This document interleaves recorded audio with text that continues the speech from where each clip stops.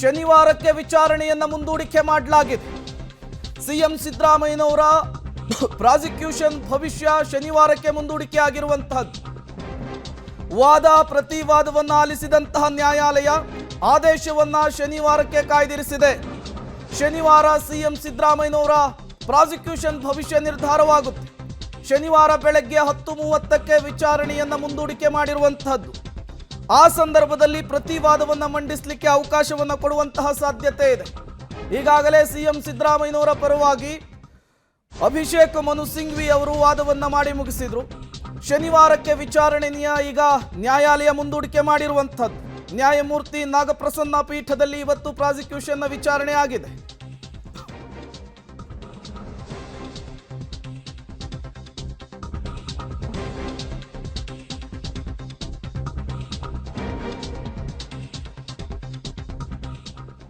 ಮತ್ತಷ್ಟು ಡೀಟೇಲ್ಸ್ ಅನ್ನು ಕೊಡ್ತಾರೆ ಪೊಲಿಟಿಕಲ್ ಬ್ಯೂರೋ ಹೆಡ್ ರವೀಶ್ ನೇರ ಸಂಪರ್ಕದಲ್ಲಿ ಜಾಯ್ನ್ ಆಗಿದ್ದಾರೆ.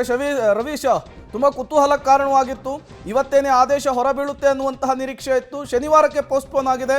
ಪ್ರತಿವಾದಕ್ಕೆ ಏನಾದರೂ ಅವಕಾಶವನ್ನು ಕಲ್ಪಿಸಿಕೊಡ್ತಾರಾ ಅಥವಾ ಶನಿವಾರವೇ ಆದೇಶ ಹೊರಬೀಳುವ ಸಾಧ್ಯತೆ ಇದೆಯಾ, ಹೇಗೆ ಅಂತ? ಪ್ರಮುಖವಾಗಿರ್ತಕ್ಕಂಥದ್ದು ಅಭಿಷೇಕ್ ಮನು ಸಿಂಘ್ವಿ ಅವರು ಸುದೀರ್ಘವಾಗಿ ವಾದವನ್ನು ಮಂಡನೆ ಮಾಡಿದ್ದಾರೆ. ಪ್ರಮುಖವಾಗಿ ಸುಪ್ರೀಂ ಕೋರ್ಟ್ನ ತೀರ್ಪುಗಳನ್ನು ಉಲ್ಲೇಖ ಮಾಡಿ ರಾಜ್ಯಪಾಲರು ಸಹಜ ನ್ಯಾಯದ ಪ್ರಕ್ರಿಯೆಯನ್ನು ಪಾಲಿಸಿಲ್ಲ, ರಾಜ್ಯಪಾಲರಿಗೆ ಕೆಲವು ಅಧಿಕಾರ ನಿರ್ಬಂಧಗಳಿದೆ ಅನ್ನೋದನ್ನು ಕೂಡ ಆ ಒಂದು ವಾದದಲ್ಲಿ ಸ್ಪಷ್ಟಪಡಿಸಿರ್ತಕ್ಕಂಥದ್ದು. ಜೊತೆಗೆ ರಾಮೇಶ್ವರ್ ಪ್ರಸಾದ್ ಅವರ ಕೇಸನ್ನು ಕೂಡ ಉಲ್ಲೇಖ ಮಾಡಿ ಮತ್ತು ಸುಪ್ರೀಂ ಕೋರ್ಟ್ನ ಮತ್ತಿತರ ಕೇಸ್ಗಳನ್ನು ಕೂಡ ಉಲ್ಲೇಖ ಮಾಡಿ ಅದನ್ನು ಮನವರಿಕೆ ಮಾಡಿಕೊಡುವಂಥ ಪ್ರಯತ್ನವನ್ನು ಅಭಿಷೇಕ್ ಮನು ಸಿಂಘ್ವಿ ಅವರು ಮಾಡಿದರು. ಪ್ರಮುಖವಾಗಿರ್ತಕ್ಕಂಥದ್ದು ರಾಜ್ಯಪಾಲರು ಈ ಒಂದು ಪ್ರಾಸಿಕ್ಯೂಷನ್ ಅನುಮತಿ ಕೊಟ್ಟಿರ್ತಕ್ಕಂಥದ್ರ ಬಗ್ಗೆ ತರಾತುರಿಯಲ್ಲಿ ಕ್ರಮಗಳನ್ನು ತೆಗೆದುಕೊಂಡಿದ್ದಾರೆ. ಹಾಗಾಗಿ ರಾಜ್ಯಪಾಲರ ಕ್ರಮಗಳ ಬಗ್ಗೆ ಕೂಡ ನಾವು ಪರಾಮರ್ಶೆಯನ್ನು ನಡೆಸಬೇಕಾಗತ್ತೆ ಅನ್ನೋ ಒಂದು ವಾದವನ್ನು ಕೂಡ ಮುಂದಿಟ್ಟಿದ್ರು. ಜೊತೆಗೆ ಎಲ್ಲೋ ಒಂದು ಕಡೆ ರಾಜ್ಯಪಾಲರು ಈ ಒಂದು ಕ್ಯಾಬಿನೆಟ್ನ ಸಲಹೆಯನ್ನು ಕೂಡ ಪಡೆದುಕೊಂಡಿಲ್ಲ. ಹಾಗಾಗಿ ಇನ್ನಿಬ್ಬರು ದೂರುದಾರರೇನಿದ್ದಾರೆ ಆ ದೂರುದಾರರಿಗೆ ಸಂಬಂಧಪಟ್ಟಂತೆ ನೋಟಿಸನ್ನು ಕೂಡ ಕೊಟ್ಟಿಲ್ಲ ಅನ್ನೋದು ಕೂಡ ಅಂಶಗಳನ್ನು ಪ್ರಮುಖವಾಗಿ ಉಲ್ಲೇಖ ಮಾಡಿದ್ರು. ಅದ್ರ ಜೊತೆಗೆ ಇನ್ನೊಂದು ವಿಚಾರವನ್ನು ಹೇಳ್ತಾರೆ. BNS 218 ಸೆಕ್ಷನ್ ಏನಿದೆ ಅದಕ್ಕೆ ಸಂಬಂಧಪಟ್ಟಂತ ಆ ಒಂದು ಸೆಕ್ಷನ್ಗೆ ಸಂಬಂಧಪಟ್ಟಂತ ಅಪರಾಧಕ್ಕೆ ಸಂಬಂಧಪಟ್ಟಂತ ಪೂರಕವಾದ ಅಂಶಗಳು ಕೂಡ ಈ ಒಂದು ಕೇಸ್ನಲ್ಲಿ ಇಲ್ಲ ಅನ್ನೋ ವಾದ ಮಂಡನೆಯನ್ನು ಕೂಡ ಮಾಡಿರ್ತಕ್ಕಂಥದ್ದು. ಒಂದು ಕಡೆ ರಾಜ್ಯಪಾಲರ ಕ್ರಮವನ್ನು ಪ್ರಶ್ನೆ ಮಾಡಿ ವಾದ ಮಂಡನೆ ಮಾಡಿದ್ರೆ, ಇನ್ನೊಂದು ಕಡೆ ಈ ಒಂದು ಕೇಸ್ಗೆ ಸಂಬಂಧಪಟ್ಟಂತೆ ಅಂದರೆ ಸಿದ್ದರಾಮಯ್ಯನವರು ಪ್ರಭಾವ ಬೀರಿದ್ದಾರೆ ಅನ್ನೋದಕ್ಕೆ ಯಾವ ರೀತಿಯ ಅಂಶವೂ ಕೂಡ ಇಲ್ಲ. ಯಾಕೆಂದರೆ ಡಿನೋಟಿಫಿಕೇಶನ್ ಆಗದಂತಹ ಸಂದರ್ಭದಲ್ಲಿ ಸಿದ್ದರಾಮಯ್ಯನವರು ಅಧಿಕಾರದಲ್ಲೇ ಇರಲಿಲ್ಲ. ಜೊತೆಗೆ ಅದು ಪರಿವರ್ತನೆ ಆಗಬೇಕಾದಂಥ ಸಂದರ್ಭದಲ್ಲಿ ಆ ಒಂದು ಅರ್ಜಿಯನ್ನು ಕೊಟ್ಟಂಥ ಸಂದರ್ಭದಲ್ಲಿ ಅವರು DCM ಆಗಿದ್ರು.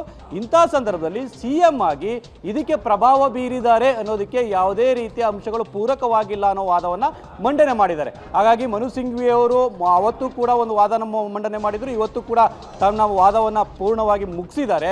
ಹಾಗಾಗಿ ಮಧ್ಯಂತರ ಅರ್ಜಿಯನ್ನು ಮತ್ತೊಬ್ಬರು ಸಲ್ಲಿಸಿದಂಥ ಸಂದರ್ಭದಲ್ಲಿ ಅದಕ್ಕೆ ಅವಕಾಶ ಮಾಡಿಕೊಡ್ಬೇಡಿ, ಆ ಮಧ್ಯಂತರ ಅರ್ಜಿಯನ್ನು ಕೂಡ ತೆಗೆದುಕೊಳ್ಬೇಡಿ ಅಂತ ಮಾತುಗಳನ್ನು ಕೂಡ ಹೇಳಿದ್ರು. ಯಾಕೆಂದರೆ ಮತ್ತೆ ನಾನು ವಾದವನ್ನು ಮಂಡಿಸಬೇಕಾಗುತ್ತೆ ಅನ್ನೋ ಆಸೆ ಚಟಾಕಿಯನ್ನು ಕೂಡ ಈ ಸಂದರ್ಭದಲ್ಲಿ ಆರಿಸಿದ್ರು.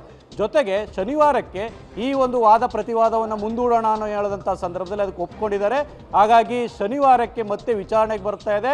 ಅಲ್ಲಿ ವಾದ ಪ್ರತಿವಾದ ಎರಡೂ ಕೂಡ ಅಂತಿಮವಾಗುವಂಥ ಸಾಧ್ಯತೆ ಇದೆ. ಯಾಕೆಂದರೆ ಜಡ್ಜಿ ಅವರ ಅಭಿಪ್ರಾಯ ಪಟ್ಟಿದ್ದಾರೆ, ಅಂದರೆ ಶನಿವಾರವೇ ವಾದ ಪ್ರತಿವಾದವನ್ನು ಮುಗಿಸ್ಬಿಡೋಣ ಅಂತ. ಹಾಗಾಗಿ ಶನಿವಾರ ವಾದ ಪ್ರತಿವಾದ ಮುಗಿಸಿದಂಥ ಸಂದರ್ಭದಲ್ಲಿ ಆ ಆದೇಶವನ್ನು ತೀರ್ಪನ್ನು ಮತ್ತೊಂದು ದಿನಕ್ಕೆ ಕಾಯ್ದಿರಿಸುವಂಥ ಚಾನ್ಸಸ್ ಕೂಡ ಜಾಸ್ತಿ ಇರುತ್ತೆ. ಹಾಗಾಗಿ ಶನಿವಾರ ಈ ವಾದ ಪ್ರತಿವಾದ ಮುಗಿದ ಬಳಿಕ ಇನ್ನೊಂದು ದಿನ ಸಿದ್ದರಾಮಯ್ಯನವರ ಭವಿಷ್ಯ ನಿರ್ಧಾರ ಆಗುತ್ತೆ ಅನ್ನೋದು ಸ್ಪಷ್ಟ ಅಂತಲೇ ಹೇಳ್ಬೋದು.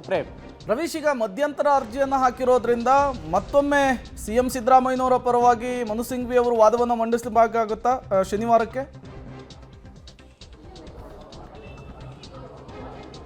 ಪ್ರಮುಖವಾಗಿರ್ತಕ್ಕಂಥದ್ದು ಆ ಮಧ್ಯಂತರ ಅರ್ಜಿ ಸ್ವೀಕಾರದ ಬಗ್ಗೆ ಇನ್ನೂ ಕೂಡ ಡಿಸೈಡ್ ಮಾಡಿಲ್ಲ. ಆದರೆ ಸಾಲಿಸಿಟರ್ ಜನರಲ್ ಆ ಒಂದು ರಾಜ್ಯಪಾಲರ ಪರವಾಗಿ ಆ ಒಂದು ವಾದವನ್ನು ಮಂಡಿಸ್ತಾರೆ. ಜೊತೆಗೆ ಪ್ರಭುಲಿಂಗ್ ನಾವಡಿಗೆ ಅವರು ಕೂಡ ಒಂದು ರೀತಿಯಲ್ಲಿ ವಾದವನ್ನು ಮಂಡಿಸೋದು ಅಂತ ಕೂಡ ಈಗಾಗಲೇ ಆಗುತ್ತೆ.